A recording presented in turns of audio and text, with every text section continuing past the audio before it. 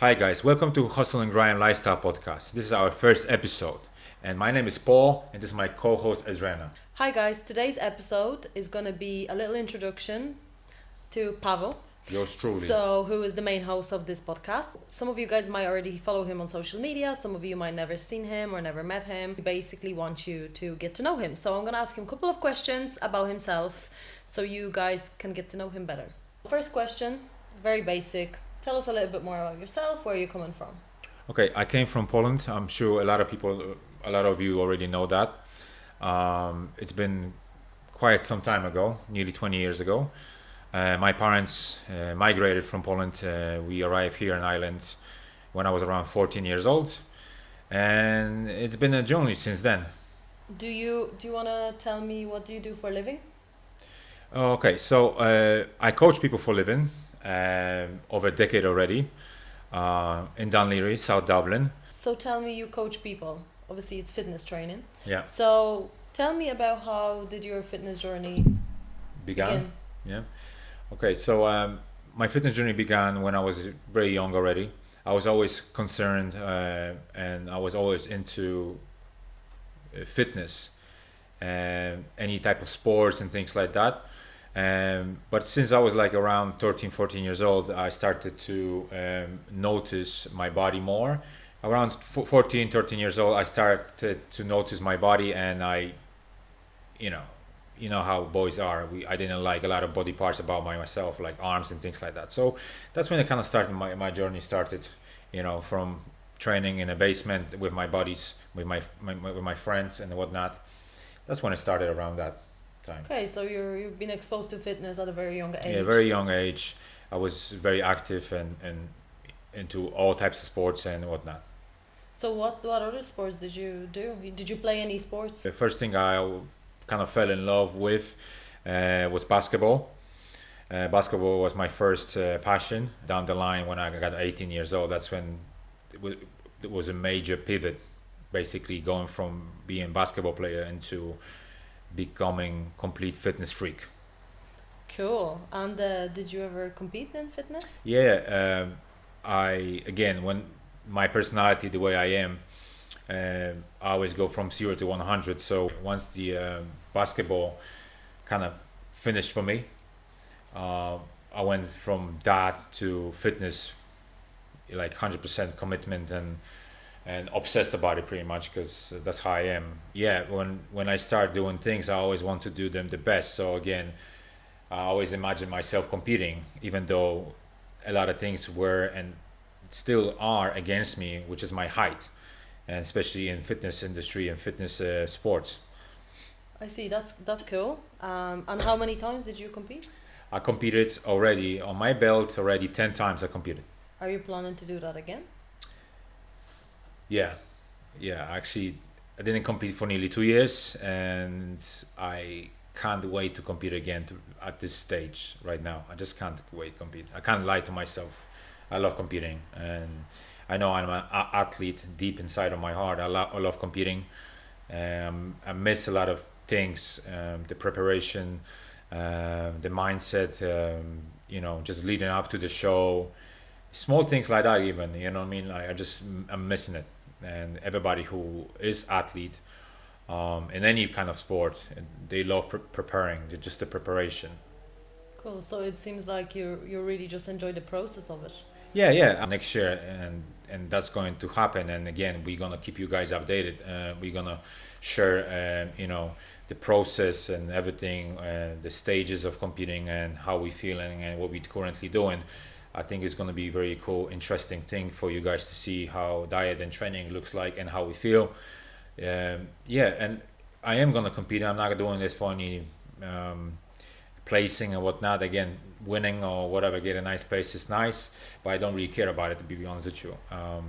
I just want to compete because I like it, and that's pretty much that. Very good. Yeah, I'm really excited about you guys hearing more about our preparation in the coming months. And I know it's about me, but you said that you want to do something as well. Yeah, we're gonna compete together. Well, that's the plan for next year. So when you start your prep?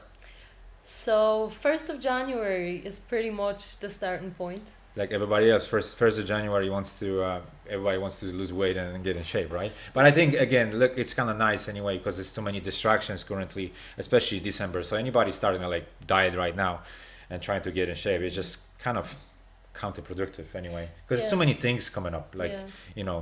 Christmas parties and Christmas itself. You know what I mean? Then your New Year's, people will be doing stuff, and it's gonna be very hard to be like a monk around those people. And like for us, it's a lifestyle.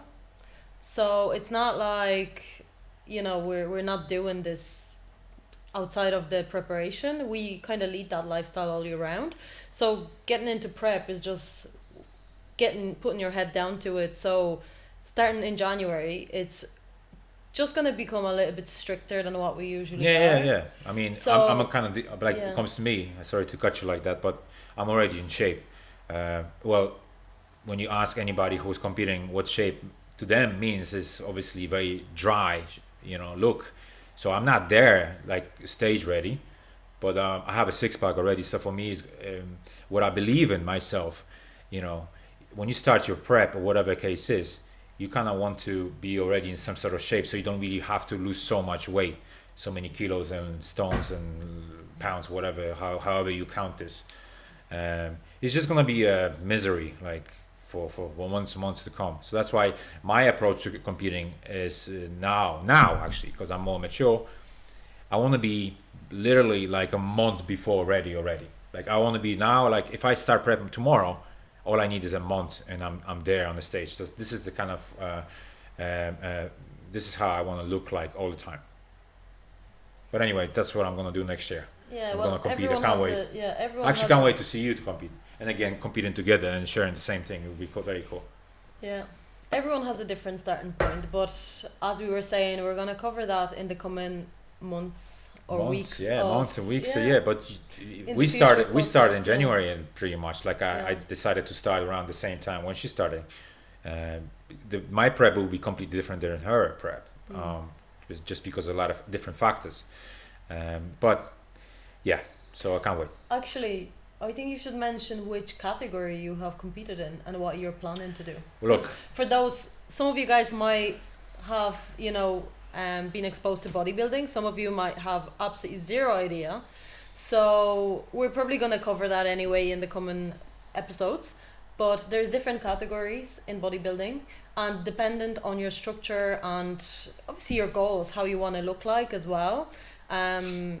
There's different categories that you would fit into. So there's different for males, body different types for, and stuff yeah. like that.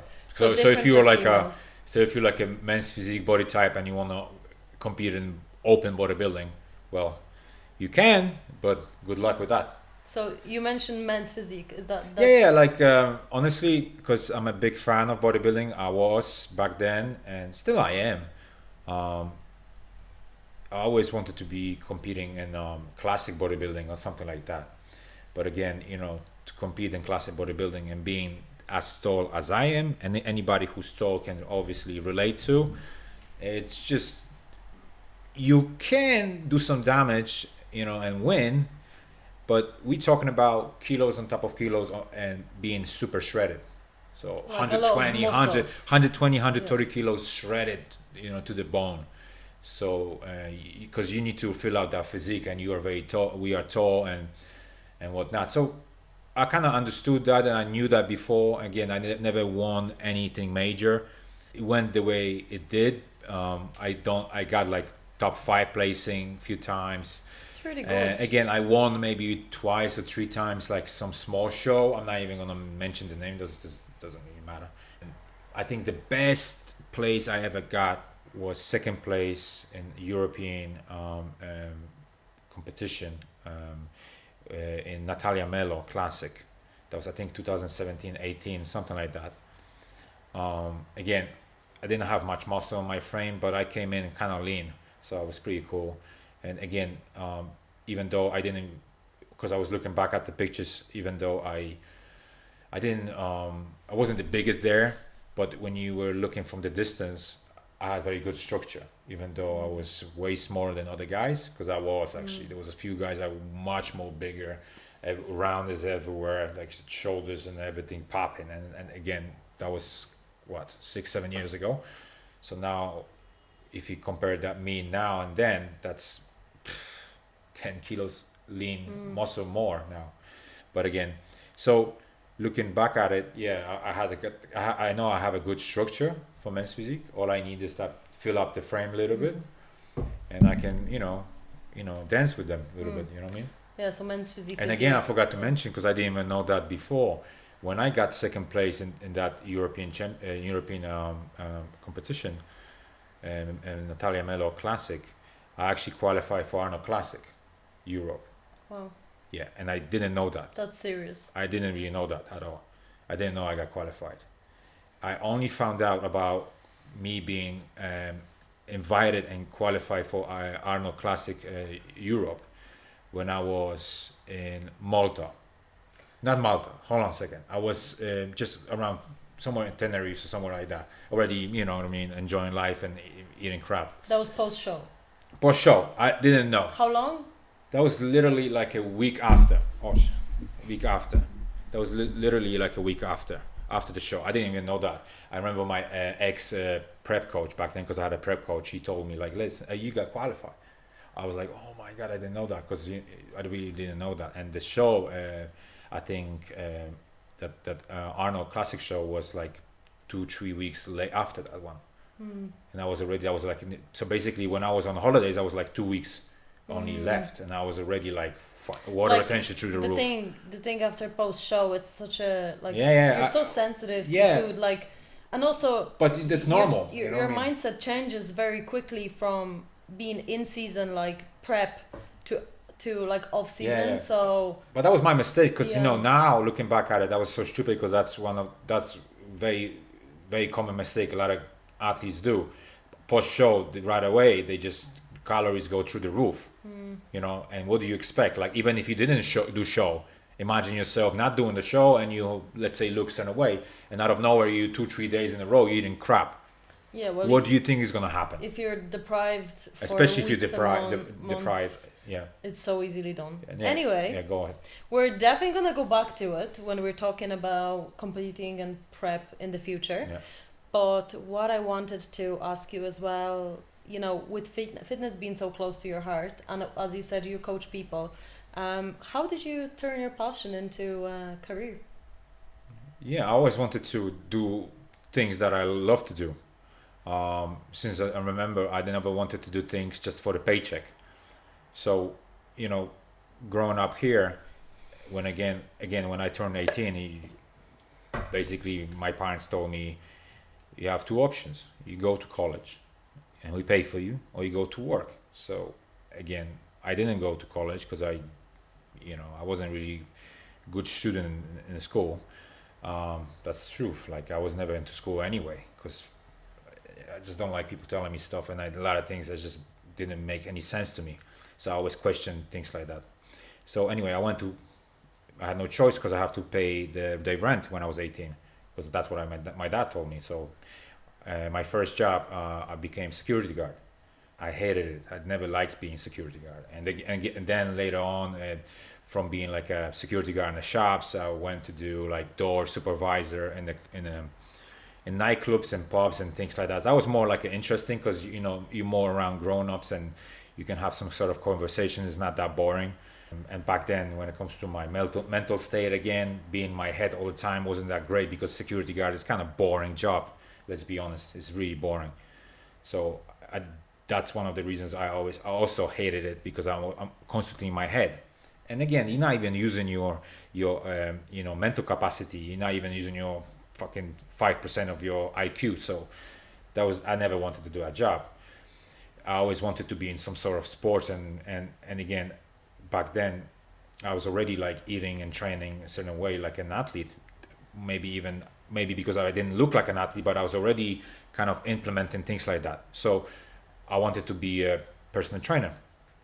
Right, when I was 20 already. It took a few years for you to mentally kind of mature and grow up and kind of develop that mental strength, so you can next day just quit your job and go and do this. It's not easy. It's not easy. Like everybody, a lot of people want to do a lot of things, but why they're not doing them? It's just Okay. because it's unknown territory, you Nothing know. guaranteed. Like, let's just be honest, even me starting the podcast right now, what we're doing currently, a lot of people know that. I was already talking about it like less than a year ago. Yeah. So how many months is that? But again, that's not even, I wasn't scared to do it, but because my excuse is that I was very busy doing other things as Yeah. well, you know, coaching people, then, you know, setting up my company, and then working on my app as well, my fitness app, and a lot of things in between that as well, you know, because I'm only one person, one man band at the moment. So that's my little excuse. So when I was around 20 something years old, 23, 24 years old, you know, I took personal training course. I paid for it. I saved up money from my second job, because I had two jobs back then. I was a host and slash like barista in Bewley's on Grafton Street. I'm not sure if some of you people know that, some people don't, but this is it. And I saved up money from my tips. You know what I'm saying? Very good. And I paid full for the personal training course. So I got a little discount there. Whatever. Anyway, so I paid for that. I went through it, because back then, to be a personal trainer, you had to go through like a half a year, 4 days a week, classes and stuff like that. That's what it was. And again, I finished that. I got it done. I got certified. And believe it or not, it took me another 1 year after it to find some balls to quit my job and just say, you know what, fuck it. I want to do what I like to do. So it took me 1 year to do that. And that's what I literally did. I basically called head office, the company I was working for back then. I said, listen, I need to see you. I need to talk to you, blah, blah, blah. And this guy is straight away talking about, oh, if you want to take holidays, look, I see you tomorrow. Yeah, it's not holidays, bro. So I went over there and said, look, I quit, I resigned. So they told me like 3 weeks. I was kind of bad about it, because he told me like, I think I need to give them like 1 month notice. I'm like, whatever, fuck out of here. I ain't giving you 1 month notice. Same week I started doing personal training. Amazing. Yeah, that's that. So it's a bit of a journey. Yeah. Great. And when I started my personal training, was first, actually I forgot to add that, I started doing my personal training before even I quit.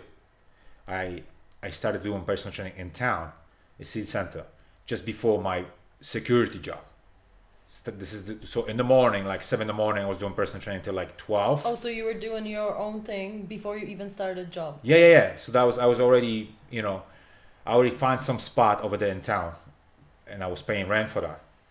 And I was doing from 7 in the morning till like 12. And then I know I was starting my last job as a security guy was in Arnott's. I was security guard in Arnott's. I was there literally 3 days. 3 days. That was it. Because once I touched and like kind of taste this personal training life, and doing what I like to do, I was like, nah, screw it. I literally just quit it right there. And on the that spot. was boom. That was self-employment. That wasn't you Yeah, didn't yeah. work for like a gym. No, self-employed right away. I instructor. never wanted Yeah. to I always wanted to do my own thing. I never wanted to work for anybody. And things like that is like you realize as you get older. You know what I mean? It's not like now it's different. Now, if you compare it back then to now it's a lot of all the social media and things like that. People are exposed to entrepreneurship, and you can make it many ways. You don't even have to leave the house currently, and you can do something like e-commerce or whatever online, and you make money right there. So back then it was a bit different, because it's been like 10 years ago. A little bit different era, I think it was. Maybe it was the same a little bit in a certain areas, but I wasn't really aware of it. But anyway, so that's what I did. I quit it right there on the spot. And how I did it, what I had to do is I list all the gyms in Dublin. I had a list of all the gyms in Dublin. I had the contact number and email, and I just basically sent, and I contacted all the gyms in Dublin and asked them if I can rent your facility to do my own thing. It took a minute. A few places I went to see and I kind of didn't like, and one of the gyms that were keen to see me was Anytime Fitness in Dunleary. That was 2015, right? 2015, right? Yeah, so that was that. So I remember like went over there. I was oh my like I couldn't believe it. Oh my god, the whole gym for me. And there was no personal trainer back then in that gym because the one guy just left. Anyway, he was a anyway it doesn't matter. So he left, and so I was looking around. They were showing me things, and then we had a little interview. Obviously they want to kind of find out if who I am as a person again. They want to, me to represent their name in a way, not knowing who I am as a person. Of course. Yeah. So literally like 15 minutes after that, when I left the gym, I took a bus 46A. You take it sometimes, right? I used to, yeah. Yeah. So 46A, and 15 minutes later, they got a phone call from the manager back then saying if I want to, become part of it, part of our, team, you're more than welcome. And that's it since then. And you're still there. He's still there. Again, I have some plans for the future that I'm working on all the time, and as you know, a lot of big things and some changes in your life take time. I believe in one thing is that you have to learn in the process to get there. So even if let's say you have an opportunity to start your own company from tomorrow, like you quit everything and you have a company tomorrow, where do you start? What do you do? You got all the responsibility on you. You don't even know what to do. So I think a lot of things like that take time, so you can learn a lot of small things before you jump. Yeah. Totally. So that's why I'm still doing a lot of things, and yeah, hopefully in the future I will share more. What's next for me? Great. So what would you say is your favorite part about what you do? Favorite part about what I do is when I see my client who started at the beginning. I always compare my clients to babies, small babies.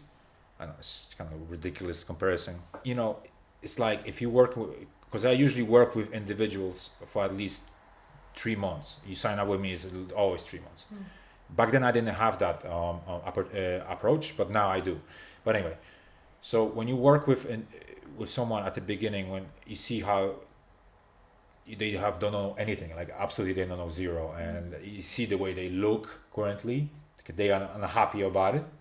Obviously that's one of the reasons why they even talking to me, and that's one of the reasons why they hire me. And then you see the transition slowly, like every 2 weeks, and 1 week, every 4 weeks, and 6 weeks, is that person is changing in front of your eyes, and then you to have a picture before and then after is like wow, and even the knowledge, the way they talk to you, the way they feel about themselves, you see the confidence in them, and then they start like these people I'm talking about, they are grown-ups, like over 40. That's because usually this is the kind of people I deal with, over 40, most of them. I have no problem, training people below that, below 40, whatever. But I'm just saying. But they so excited to share what other people are telling them. That, oh my God, you look different, you look great, you lost so much weight or whatever. And they kind of like telling you all these stories. It's for you, like, you feel like nice about it, like it's wow. like you see their confidence yeah, grow you can as see they it in front of transform. your eyes, like it's changing, you know what I mean? You can see the way they change. So for me it's like another, in a way, of payment. It's like wow, I'm so That's the proud, best reward, like I'm when really you proud, see- very rewarding. I think when you see someone change physically and also like the mental growth, yeah it's like the biggest reward. yeah, very rewarding when I see my clients changing. It's like they Very change nice. obviously on the outside, but they change so much Yeah. inside. Yeah. And as you mentioned, like they just learn so many things. So yeah it's kind of like, you just help them to, you do like a lifestyle makeover. Yeah, and in a way, like people think we just personal trainers. Like any good personal trainer, it needs to be a good therapist as well, good life coach. Like even you are I'm not sure if they know, but you are a personal trainer yourself as well, right? But even I'm gonna be coaching you in a way, because you need to have a right people around you as well, and they feel it that you are that person. So if you are passionate about something, people feel it, and that's one of the reasons why they succeed, because there are many people in this particular um, um, field that they just doing something for paycheck, and that was never my goal. Again, it's rewarding to get paid. I remember like when I first time got paid for made X amount of money, the same amount of money I made from personal training, comparing to what I used to do in the security, right? I couldn't believe it. Like, oh my god, Because you did they it pay me yourself. for it, and I enjoy it. But there's Yeah. always pros and cons of it. Yeah. I don't It's enjoy it nothing sometimes. I don't. but Let's be nothing's honest. guaranteed Yeah, as well. when this is you're not a self-employed. fucking Netflix. You know what I Yeah. mean? Sometimes I don't enjoy it.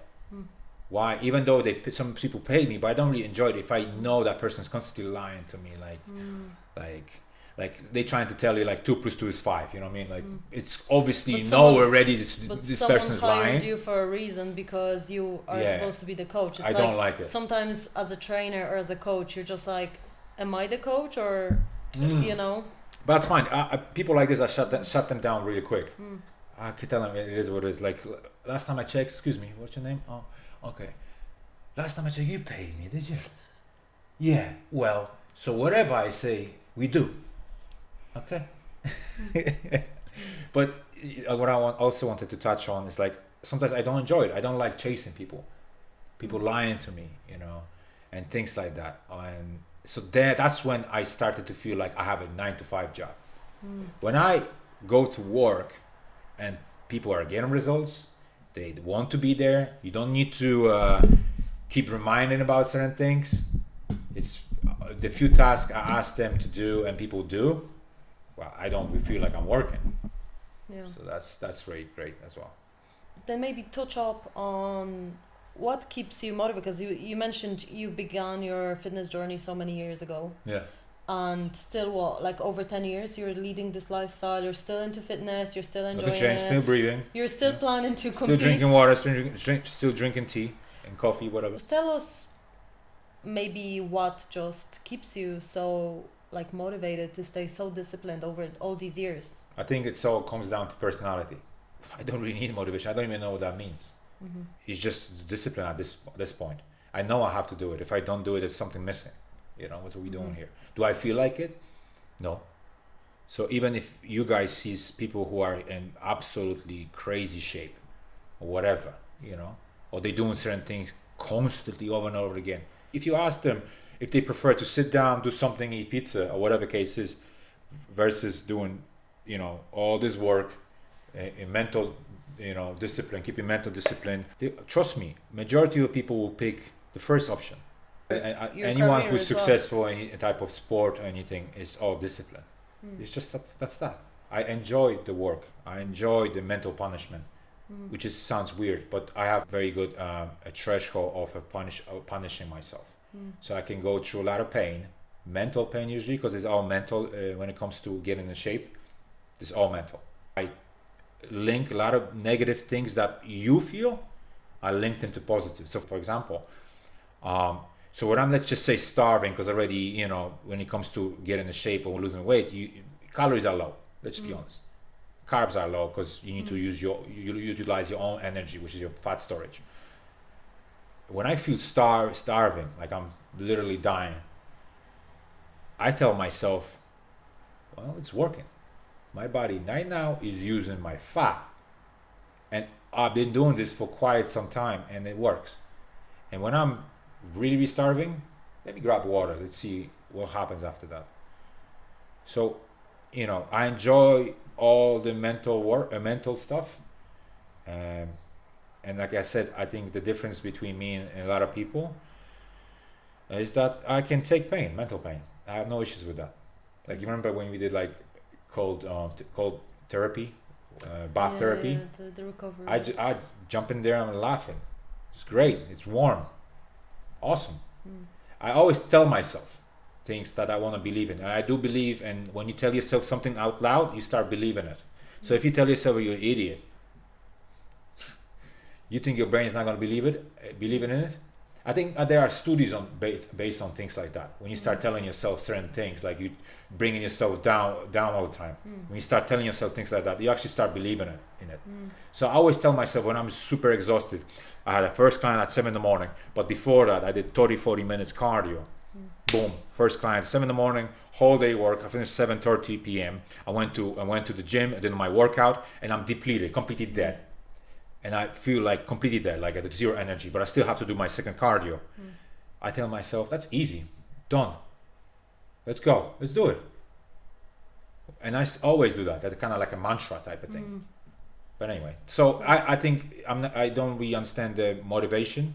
There's no motivation. It's just discipline at this stage, and it's been like this since I remember. So, lastly, I suppose maybe you will tell us, because I think it ties in with everything you've just said about yourself. Where did the name Hustle and Grind Lifestyle come from, and what does it like mean to you? The name of it really reflects me as a person. I mean, and I know there are plenty of people who can relate to this name as well. So I felt like it's just me being authentic, me being myself, not trying to fake anything. That's why I felt like this is the perfect name for me. Because when I look at it, hustle, that's what I do. All right, guys, thank you for watching Hustle and Grind Lifestyle Podcast. I hope you learned something about me. And don't forget to follow us, like it, share if you can, and subscribe to our YouTube channel. Thank you very much.